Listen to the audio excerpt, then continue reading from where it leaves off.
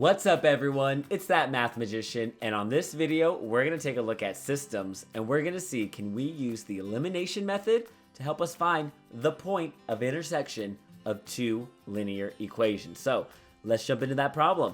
I have two equations up there and I want to find their point of intersection. That is the goal. So why is elimination method a good method to use for this problem? Well, as I'm looking through this equation, I see that I have negative 4y's, and on the second equation, I have positive 4y's. Remember, for elimination method, we want to look at the coefficients or the numbers in front of the variables, and we want to see will any eliminate.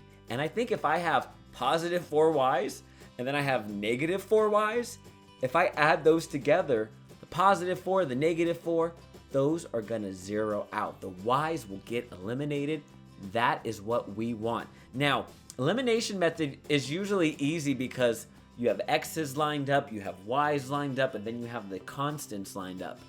These ones seem kind of out of order, right? The first equation is xy, and then the bottom equation is yx. So what we can do, just to make it a little easier for us, is that we can rewrite this equation so that it looks easier for us to use elimination method. So what I mean by that is I'm going to rewrite or leave the first equation as is. I like the way it looks. I don't want to even mess with it. But the bottom equation, because it goes yx, I'm going to flip that x and that y variable, because we can do that. It's just adding. We can totally move those around. And I'm going to make it so that the x variable goes first. So now it's negative x. And then the 4y, or the positive 4y's, are afterwards. So I hope that step there makes sense. All I'm doing is swapping those variables so that now my x's are lined up, the y's are lined up, my constants are lined up. Now when I get ready for elimination method and I have the big plus sign, the big equal bar, everything is in the right place. Now you don't really have to do this, but visually it helps me out, so I show my students too. You can move around variables as long as, don't forget, as long as they're on the same side of the equal side, okay? If they're on the same side, all it was on the left side, then I can move that. Alrighty, I'm gonna scooch this over so we don't see the old equations because we don't really need them now. And now we wanna see, can we use elimination method? And we can. We have two x's, but we're taking away an x, so that's gonna leave us with just one x. Now what happens with the y's? Exactly what we wanted to happen. The y's get eliminated. Negative 4y plus 4y, that is now 0 y's. They're out of there. We're happy. So now we bring down the equal sign, and we have 14 minus 3, which I believe is 11. And look at this elimination method problem. This is nice. We already know what x equals. X equals positive 11. That's it. All we have to do now is find out what our y variable equals. So let's see if we can figure that out. We just have to pick one of these equations. It doesn't matter which one, but I always tell my students try to use the easier one, okay? I think for us, let's use the bottom one, only because we're trying to solve for y, and that y is positive. It might be a little more helpful for us. So we have negative x plus 4y equals negative 3. Just rewriting that equation.